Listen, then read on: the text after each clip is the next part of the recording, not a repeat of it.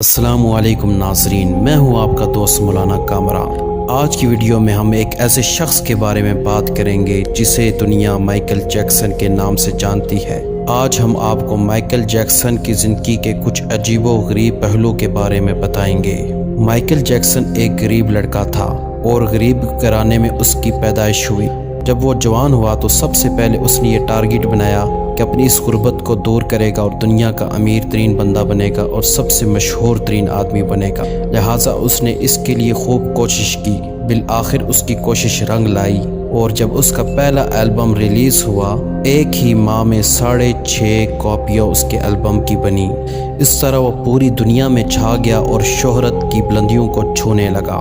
پھر اس کا دوسرا ٹارگٹ یہ بنا، چونکہ اس کا رنگ کالا تھا تو اس نے سوچا میں دنیا کا سب سے حسین ترین آدمی بن جاؤں اور میرا چہرہ سب سے زیادہ گورا ہو جائے۔ لہٰذا اس کے لیے اس نے پیسوں کا استعمال کیا اور دنیا بھر سے سب سے اسپیشل ڈاکٹر منگوائے، جنہوں نے آ کر اس کے چہرے کی پلاسٹک سرجری کی اور اسے خوبصورت بنا دیا، اس کے رنگ کو انتہائی گورا کر دیا۔ اس کے بعد اس کا تیسرا ٹارگٹ یہ تھا کہ وہ اپنے ماضی کو بھلا دے اور کوئی بھی اس کے ماضی کو یاد نہ رکھ سکے۔ لہٰذا اس کے لیے اس نے کرائے پر ماں باپ کا ارینجمنٹ کیا، اس کے علاوہ گھر کا ارینجمنٹ کیا۔ یوں کہہ سکتے ہیں کہ سب کچھ آرٹیفیشل اپنے ارد گرد ماحول کو بنا دیا، تو اس طرح اس کی ماضی سے بھی جان چھوٹ کی۔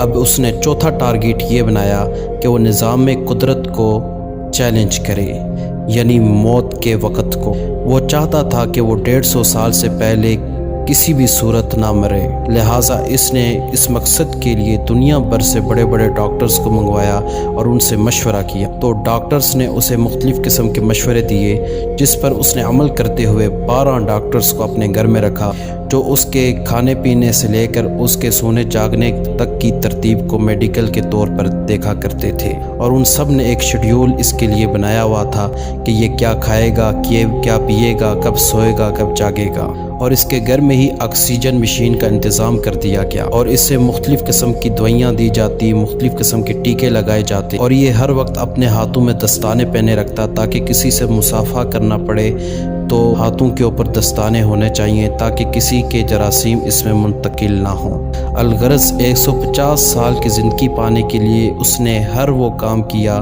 جس کی ضرورت تھی، لیکن اللہ کے بنائے ہوئے نظام کو کون توڑ سکتا ہے؟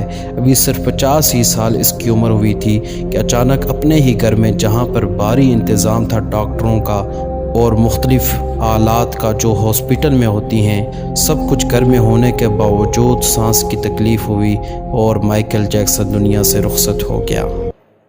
ناظرین، اگر آپ کو ہماری ویڈیو پسند آئی ہو اسے لائک ضرور کریں اور ہمارے چینل کو سبسکرائب کرنا نہ بھولیں۔ السلام علیکم۔